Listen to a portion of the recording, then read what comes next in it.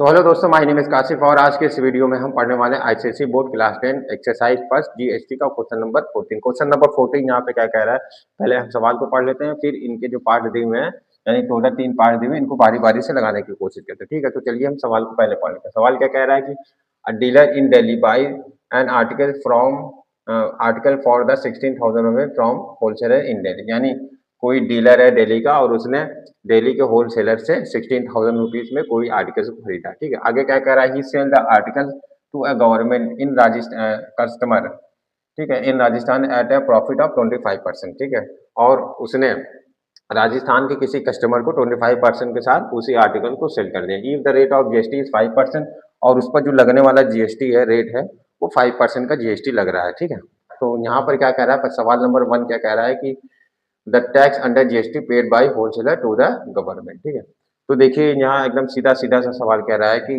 Wholesaler ने कितना government को टैक्स पे किया। ठीक है, तो यहाँ रेट ऑफ जीएसटी 5% है, तो 16,000 का 5% हम यहाँ पर निकाल लेते हैं। ठीक है, तो यहाँ सोल्यूशन लिख लेते हैं। ठीक है, तो पहला सवाल यहाँ लिख लेते हैं कि जीएसटी, ठीक है, GST paid by wholesaler, paid by wholesaler, wholesaler. ठीक है, तो कितना हो जाएगा, 16,000 का 5%, 16,000 का 5%। ठीक है, ऑफ 5%। चलिए इसको क्या करते हैं, इसको फ्रैक्शन बदल लेते हैं, 16,000 इसको 5 कर देते हैं, 2 जीरो यहाँ कट गया, 800 रुपीज, यानी यहाँ पर टोटल जीएसटी पे किया जाएगा होलसेलर के द्वारा। ठीक है, अब ये इसमें आपका देखिए क्या हो जाएगा, इसमें आपका एस जीएसटी हो जाएगा और सी जीएसटी हो जाएगा। ठीक है, तो यहाँ लिख सकते हैं हम C GST, C GST paid by wholesaler. ठीक है, 400 यहाँ पर हो जाएगा। ठीक है, सिमिलरली एस जीएसटी हो जाएगा, S GST paid by wholesaler, कितना हो जाएगा 400। ठीक है, बस एकदम सिंपल सा सवाल है, पहला सवाल हमारा कंप्लीट हो गया। चलिए अब दूसरा सवाल हम अपना करते हैं। दूसरा यहाँ पर क्या कह रहा है कि tax under GST paid by dealer to the government.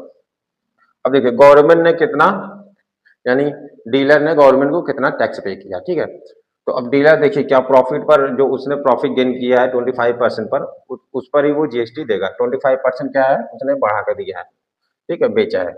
तो यहाँ पर लिख सकते हैं कि, यहाँ पर लिख सकते हैं, सबसे पहले लिख सकते हैं selling price, selling price, selling price of articles, articles by the, क्या है, by the dealer, by the dealer. ठीक है, by the dealer to the consumer, consumer. तो देखिए 16,000 रुपीज का तो आर्टिकल था। ठीक है, प्लस इस पर क्या 25% उसने बढ़ा कर दिया है, तो 25% उसका प्रॉफिट है, मल्टीप्लाइड बाय 16,000 रुपीज। ठीक है, दो जीरो में यहाँ पर कैंसिल आउट कर सकते हैं, तो 16,000 रुपीज प्लस, ठीक है, मल्टीप्लाई कर देंगे, 25 का मल्टीप्लाई कर देंगे 16 में। ठीक है, तो 16 5 जा 80 होता है, कैरी आया 80, 18 का 8 कैरी आया 0, 16 2 जा 32 और यहाँ पर हो जाएगा 40 हो जाएगा। ठीक है, तो यहाँ पर कितना हो जाएगा 4,000, एक जीरो उसका लग जाएगा 4,000, यानी सेलिंग प्राइस क्या हो जाएगा आपका 20,000 रुपीज। ठीक है, 20,000 रुपीज आपका क्या हो जाएगा, सेलिंग प्राइस हो जाएगा। ठीक है, अब इस पर वो जीएसटी भी देगा। ठीक है, यानी जो कंज्यूमर है वो जीएसटी भी पे करेगा। ठीक है, तो यहाँ हम लिख सकते हैं इसको, इसको यहीं पर लिख देते हैं थोड़ा सा। तो चलिए GST paid, GST paid bye क्या हो जाएगा, कंज्यूमर, कंज्यूमर, कंज्यूमर एट कितने पर देगा आपका 20,000 रुपीज पर। ठीक है, 20,000 रुपीज पर, 20,000 रुपीज का 5%। ठीक है, 20,000 रुपीज का 5% वो देगा। चलिए तो यहाँ हम लिख लेते हैं, तो देखिए 20,000 रुपीज तो रहेगा ही एज इट इज, प्लस अब इसका 20,000 रुपीज का 5% वो क्या करेगा, जीएसटी देगा। तो यहाँ पर इसको लिख लेते हैं 20,000 रुपीज हो गया। ठीक है, प्लस अब ये देखिए 2 जीरो से 2 जीरो यहाँ पर कट जाएगा, हो जाएगा 5 2 जा 10 हो जाएगा। ठीक है, यानी 1000 क्या हो जाएगा, उसने जीएसटी पेड किया। ठीक है, चलिए तो जो अब यहाँ पर देखिए यही है आपका, ये 21,000 हो जाएगा। 21,000 total amount paid by customer या कह सकते हैं कंज्यूमर टू द डीलर, यानी इतना अमाउंट पे करेगा वो। ठीक है, लेकिन यहाँ पर देखिए क्या पूछा है, यहाँ पर पूछा है कि डीलर गवर्नमेंट को कितना टैक्स देगा। ठीक है, तो यहाँ देखिए एक होता है जो डीलर है वो इनपुट जीएसटी भी देगा। इनपुट जीएसटी उसने क्या, जब उसने होलसेलर से सामान खरीदा है तो उसने कुछ ना कुछ टैक्स दिया होगा। ठीक है, जीएसटी दिया होगा, उसको क्या कहेंगे, इनपुट जीएसटी। ठीक है, और फिर उसने जब सामान बेचा हुआ है, ठीक है, तो जो उसने कैपिटल गेन किया यानी जो पैसा गेन किया, उसके साथ साथ उसने क्या जीएसटी भी लिया होगा, किससे, कंज्यूमर से। ठीक है, तो उसको हम क्या कहते हैं, आउटपुट जीएसटी।